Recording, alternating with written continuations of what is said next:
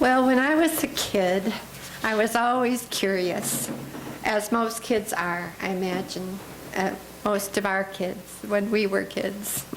How they talk, my curiosity was mostly about how people live, how they talk, how they like to eat, what their homes were like, what their parents were like. In other words, their stories. Then I guess I would try on their uniqueness for size. Maybe take on an accent or a way of dressing or a favorite thing to eat, a game to play. In fact, so much so that my mother had to bring me back down to earth every once in a while. Then as an early teen, my curiosity grew to include philosophy and religion.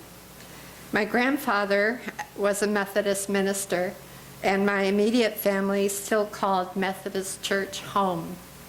But the other side of my family was Christian Scientists. So with my new curiosity, I got started in the Christian Science Church. Later, I made a friend who went to the Greek Orthodox Church, and you can guess what happened there. I dated a nice Catholic boy, and we talked about marrying. So I took a course on marrying a Catholic, and then I took another course on becoming Catholic. I don't think this story of mine is that unusual. Who can help being curious? And I did get a good enough look at the variety to think about the teachings, the dogma. Standing where I am today, in the church of my choice, with no further need to search, it's extremely interesting to realize the look I had at the passion devoted to the spectrum of creeds. Well, let me back up a second. When I say I had no further need to search, that's not to say I'd lost my curiosity or my questioning. Rather, it's to say I found a church home from which to explore. My freshman year at college, I took a course entitled The Bible and Other Mythology. It was one of those huge survey courses with 400 people in an auditorium with stadium-style seating. The course was not disrespectful of any of the sources we used, and it was another step to opening my thinking. I'm sure this sounds to you like a story all about me, but I do have a point to make. I grew up as a white, Anglo-Saxon, Protestant, in a white neighborhood in middle America of a middle-class family. In hindsight, that start in life is about as pigeonholed as a person can get. Imagine, though, my counterpart, a young girl growing up Buddhist in Bhutan, of a family of middle Bhutan social spectrum, or a Russian boy or girl, or a Middle Eastern child, or any culture you care to pick, with any of the world's religions. The search or the commitment might be much the same, or there might be no choice, or no desire for a choice. I want to look with respect to people all over the world who are committed to their faith. Whatever the family faith is, it is not the faith of 200 years ago. A Catholic today is not the same Catholic as years ago. The same is true for a Hindu, a Native American, or a Shaker. For whatever reason, their faith has changed. Religions change just as governments change, or think of language. We certainly don't speak the English of Shakespeare today. Traditions morph into something else or disappear.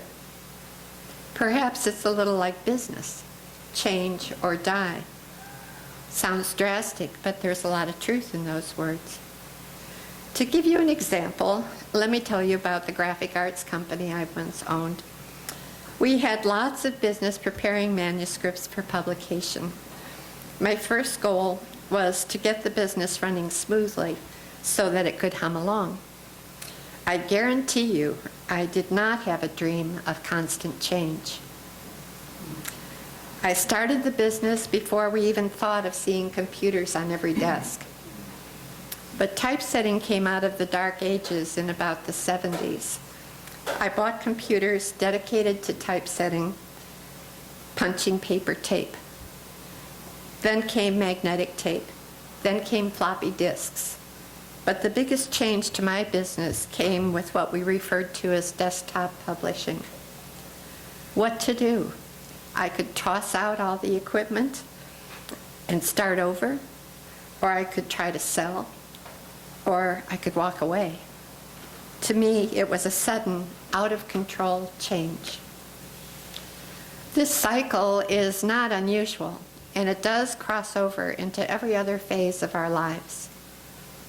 Our own UUCC has experienced this with intensity over the last 5 or 6 years.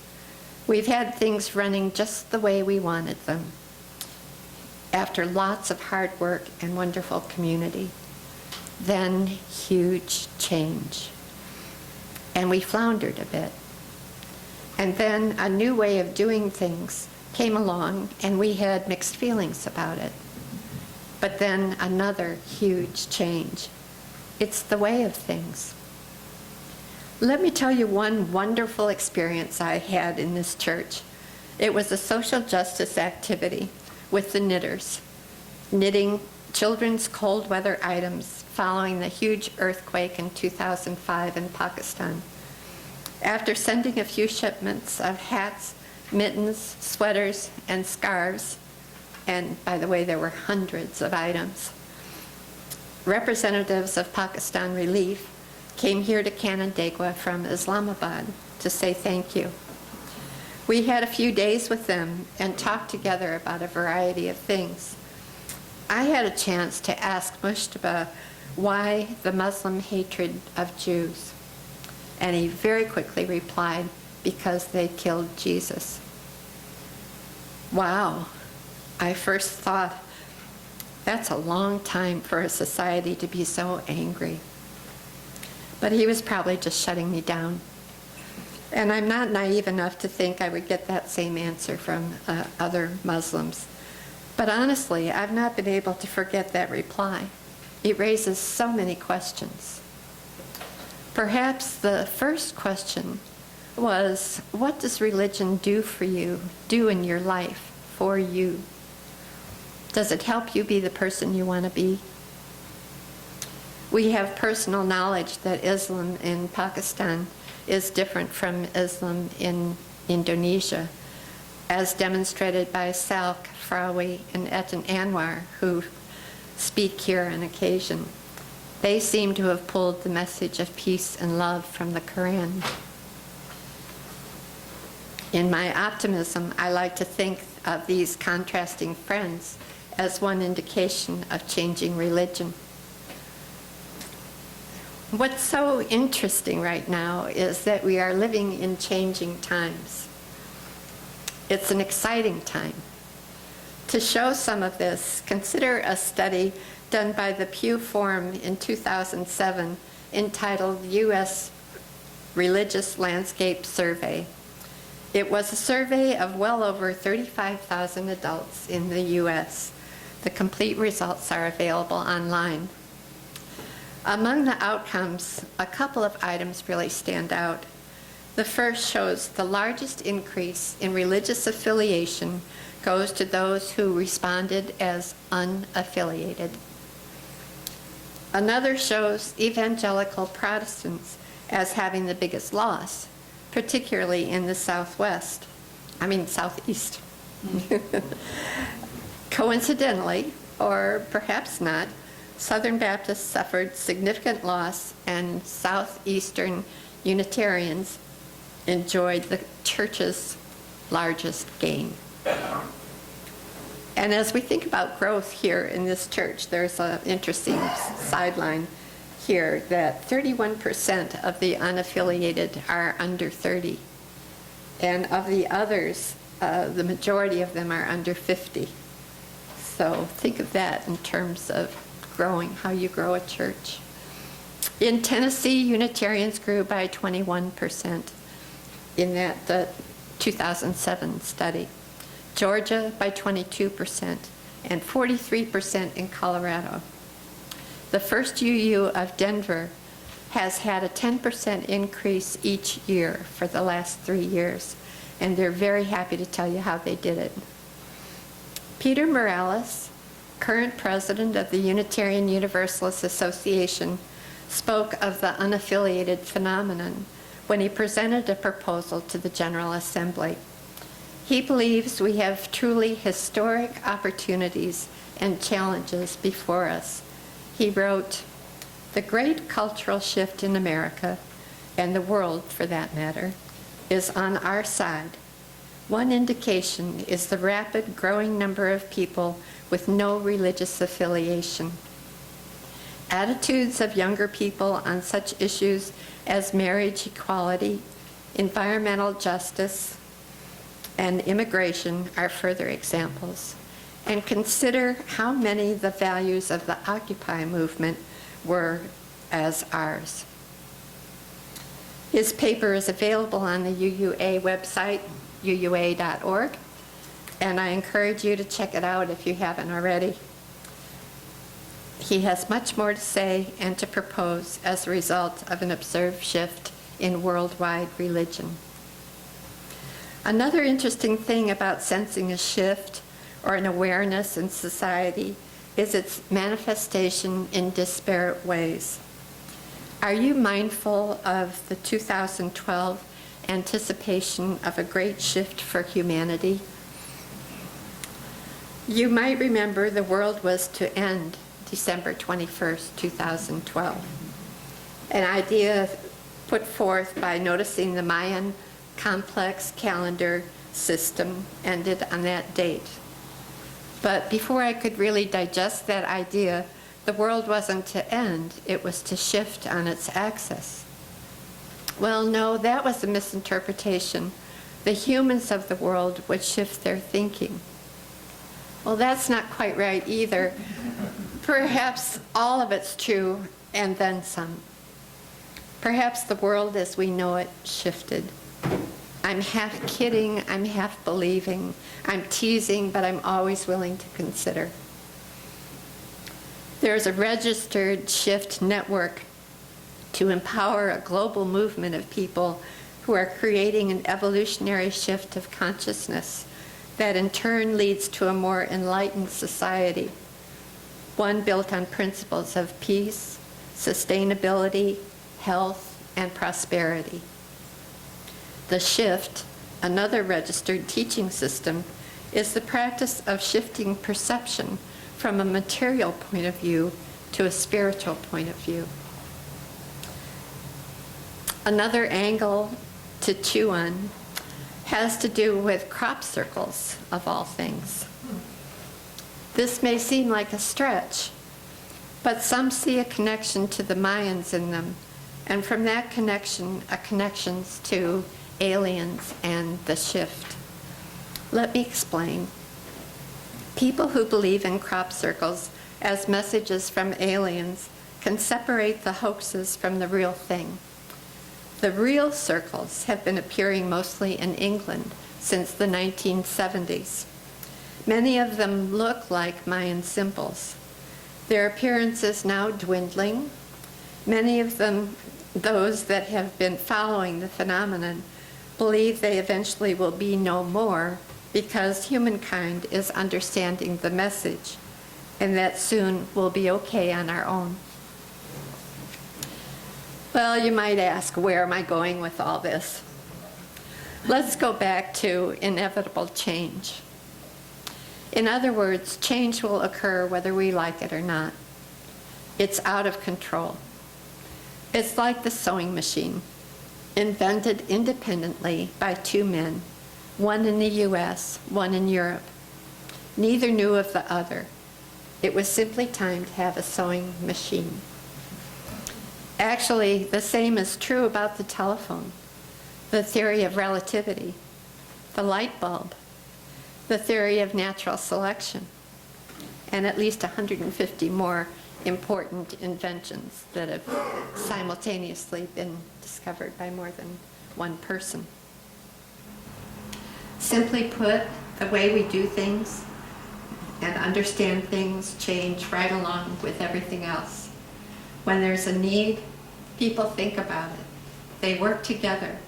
Inventors ponder, and at least one pulls the details together for a new way of doing things. No one person changed the country's language. Those curious individuals who picked up on something they heard repeated it, as did others, and the language gradually changed. The survey of growth in the Unitarian Universalist Church I've been using was conducted by the statisticians of American religious bodies and covers the period from 2000 to 2010. Those I'm referring to the statistics I used about the individual church growth. Even the statisticians acknowledge that measuring growth is tricky. Consider the loss of members and then the gain of members.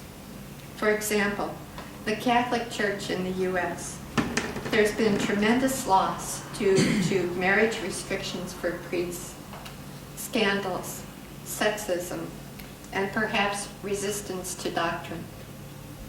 On the other hand, Catholic immigrants have come to the U.S.